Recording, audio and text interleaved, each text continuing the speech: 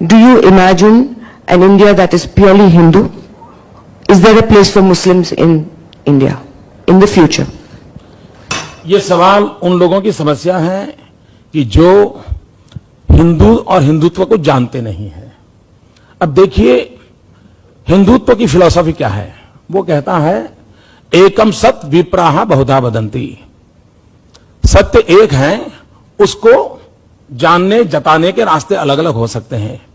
दुनिया में अकेला हिंदू ऐसा कहता है कि गॉड इज वन।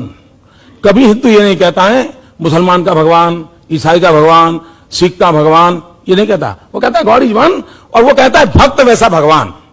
अगर भक्त पहलवान है तो भगवान हनुमान है।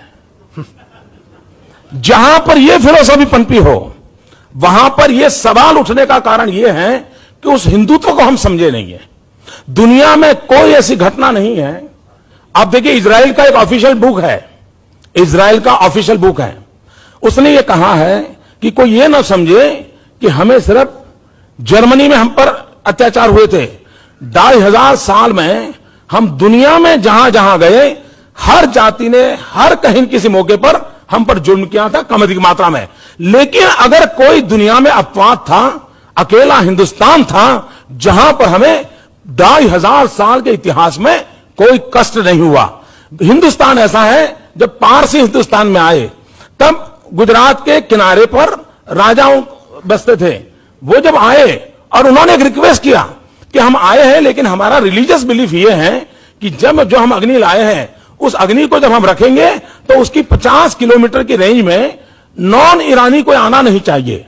यानी राजा हिंदू, व्यवस्था हिंदू, और उन्होंने मांग एंटी हिंदू की। और यह देश ऐसा है कि यहां के हिंदू ने कहा था कि आप चिंता मत कीजिए, मैं व्यवस्था करता हूं कि वहां कोई प्रवेश नहीं करेगा और आपकी मान्यताओं का आदर करेगा।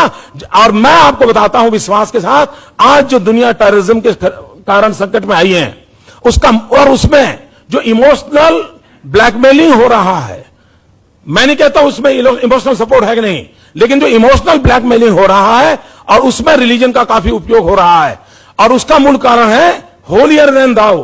तेरे संप्रदाय से मेरा संप्रदाय ऊंचा है, ये जब भाव जगता है तब कॉन्फ्लिक्ट पैदा होता है, और वो कॉन्फ्लिक्ट आतंकवाद तक की सीमाओं चला जाता है।